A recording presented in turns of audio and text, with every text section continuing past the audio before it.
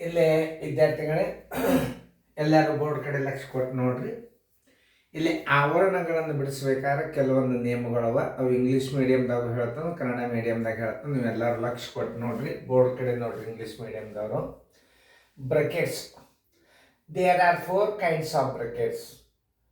A, generally known as the rectangle or big bracket ಅಂದ್ರೇನು? ಇದಕ್ಕೆ ನಾವೇನಂತ ಕನ್ನಡ ಚೌಕಾವರಣ ಅಂತೀವಿ. ಇದು ದೊಡ್ಡ ಕಂಸ. ದೊಡ್ಡ ಕಂಸ ಅಂದರೆ ಚೌಕಾವರಣಕ್ಕೆ ದೊಡ್ಡ ಕಂಸ. Generally known I the rectangle or big bracket to call 2 types ಅದು. ಒಂದು ಬಿಗ್ ಬ್ರಕೆಟ್ ಅನ್ನು ಅನ್ಬೋದು, ರೆಕ್ಟ್ಯಾಂಗ್ಯುಲರ್ ಅನ್ಬೋದು. ಅದಕ್ಕೆ ಇನ್ನು ಎರಡನೇದು ಯಾವುದು? Generally known I the curly brackets ಅಂದ್ರೆ ನಾವು ಕನ್ನಡದ ಪುಷ್ಪಾವರಣ ಅಂತೀವಿ, ನೀವು ಕರ್ಲಿ ಬ್ರಕೆಟ್ಸ್ ಅಂತೀವಿ. ಇನ್ನು generally known I the round brackets, ನಾವು ಏನಂತೀವಿ? ದುಂಡ ಕಂಸ. ನೀವು generally known I the round brackets R small bracket, ಅತಿ ಚಿಕ್ಕ ಬ್ರಕೆಟ್. ಅದು ಫಸ್ಟ್ ನೀವು ಬಿಡಿಸೋದೇ ದುಂಡ ಕಂಸ, ಸ್ಮಾಲ್ ಬ್ರಕೆಟ್. ಇದು ಅತಿ ಸ್ಮಾಲ್ ಬ್ರಕೆಟ್. ಆಮೇಲೆ ಇನ್ನೊಂದು, ಇದು ವಿನಾಕ್ಯುಲಮ್ ಏನದಲ್ಲ, generally known I the bar bracket. ಅದಕ್ಕೆ ಬಾರ್ ಬ್ರಕೆಟನ್ನು ಅಂತಾರೆ. ಬಾರ್ ಬ್ರಕೆಟ್ ಅಥವಾ ಲೈನ್ ಬ್ರಕೆಟ್, ರೇಖೆ ಅದಕ್ಕೆ ಇನ್ನೊಂದು ಹೆಸರು ವಿನಾಕ್ಯುಲಮ್. The last type of the brackets are really used. We shall also be using the first 3 types of the brackets. ಮುಖ್ಯವಾಗಿ 3 bracket, ಎಷ್ಟು 3 types of brackets. While simplifying the expressions having brackets, we use the following conventions. First one, term in the brackets are taken as the independent units. ಅಲ್ಲೇ ಸ್ವತಂತ್ರವಾಗಿ ಕೊಟ್ಟಂಥ ಕ್ರಿಯೆಗಳನ್ನು ನಾವು ಏನು ಮಾಡಬೇಕು? ಅದನ್ನು ಬಿಡಿಸಿ ತೆಗೆಯುವಂಥ ಒಂದು ಇದು ನಡೀತದೆ. ಅಲ್ಲಿ ಬ್ರಕೆಟ್ಸ್ದೊಳಗೆ ಇರ್ತಾವೆ, ಅವು ಯೂನಿಟ್ಗಳನ್ನು ನಾವು ತೆಗಿಬೇಕು. Simplify the terms inside the brackets as explained earlier. Third, the order of the working with the brackets. First one, line bracket. ಆ ಕ್ರಿಯೆಗಳನ್ನು ಆರ್ಡರ್ ಅಂದ್ರೆ ಹೆಂಗೆ ಕ್ರಮಾನುಗತವಾಗಿ ತೆಗಿಬೇಕಂದ್ರೆ, ಫಸ್ಟ್ ವಿನಾಕ್ಯುಲಮ್ ತೆಗಿಬೇಕು, ಬಾರ್ ಬ್ರಕೆಟ್ ತೆಗಿಬೇಕು. ಫಸ್ಟ್ ಏನು ಹೇಳ್ತಾನೆ? Line brackets. ಲೈನ್ ಬ್ರಕೆಟ್ಸ್ ಅಂದರೆ ಇದು. ಫಸ್ಟ್ ಇದನ್ನು ನೀವು ತೆಗಿಬೇಕು. ಅವು ಯಾವ ಸಂಖ್ಯೆದ ಮೇಲೆ ಇರ್ತದೆ ಅಲ್ಲಿ ಅಷ್ಟೇ ಕಟ್ ಮಾಡಿ ತೆಗಿಬೇಕು.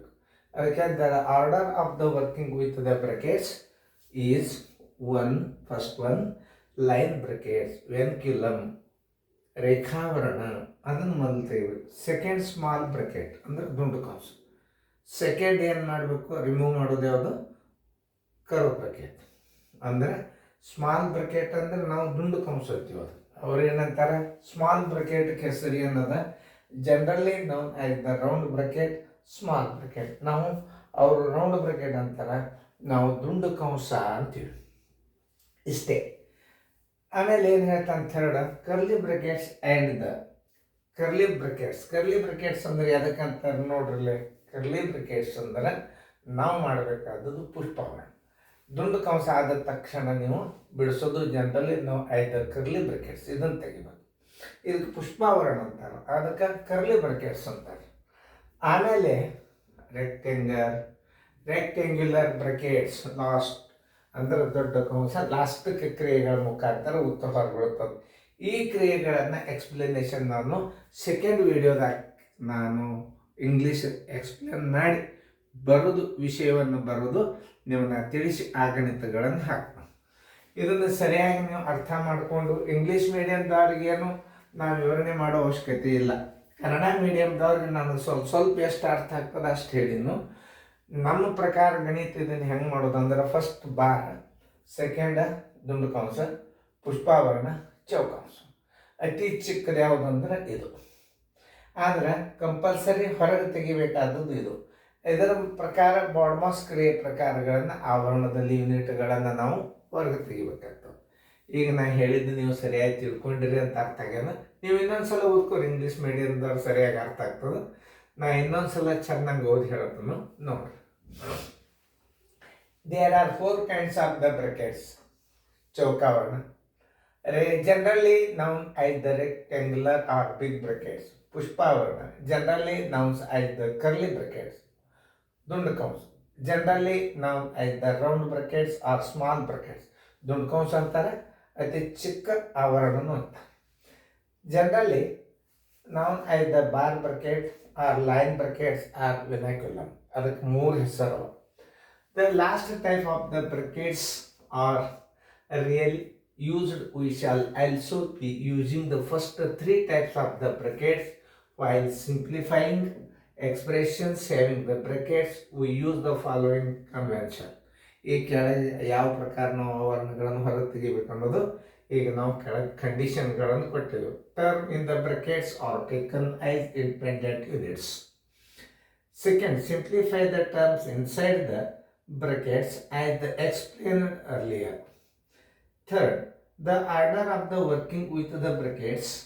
First one brackets is line brackets, vernacular, ಅದನ್ನು ಮೊದಲ ರಿಮೂವ್ ಮಾಡಬೇಕು. Second small brackets, ದುಡ್ಕೋ.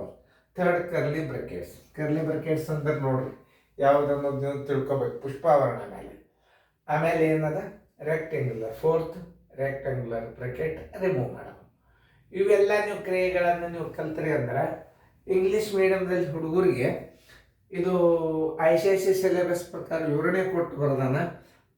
ಇನ್ನು ಮುಂದಿನ ವಿಡಿಯೋದಾಗ ಗಣಿತ ಬಿಡಿಸಾಗ ಕೆಲವೊಂದು ಟರ್ಮ್ಸ್ ಕಂಡೀಷನ್ಗಳವ, ಅದನ್ನು ನಾನು ಬರೆದು ನಿಮಗೆ ಮುಂದಿನ ವಿಡಿಯೋ ತಿಳಿಸ್ನು. ಇನ್ನೊಂದ್ಸಲ ಇದನ್ನು ನಾ ದೂರ ಸರಿತನು ಮ್ಯೂಟ್ ಮಾಡಿ ಓದ್ಕೊಂಡು ಮುಂದಿನ ಅಭ್ಯಾಸದ ಕಡೆ ಲಕ್ಷ್ಯ ವಹಿಸಲಿ. ಏನಾದ್ರು ಸ್ಪೆಲ್ಲಿಂಗ್ ಮಿಸ್ಟೇಕ್ ಆಗಿದ್ದು ಅಂದ್ರೆ ತಿದ್ಕೊಂಡು, ನಾವು ಕನ್ನಡ ಮೀಡಿಯಮ್ದವರು ಸ್ವಲ್ಪ ಸ್ಟಡಿ ಮಾಡಿ ನಾವು ಹೇಳಿಕತ್ತೀವಿ ಇಂಗ್ಲೀಷ್ ಮೀಡಿಯಮ್ದವ್ರಿಗೆ ನೋಡಿ ಚೆನ್ನಾಗಿ ತಿಳ್ಕೊಂಡು ಬರ್ಕೊ.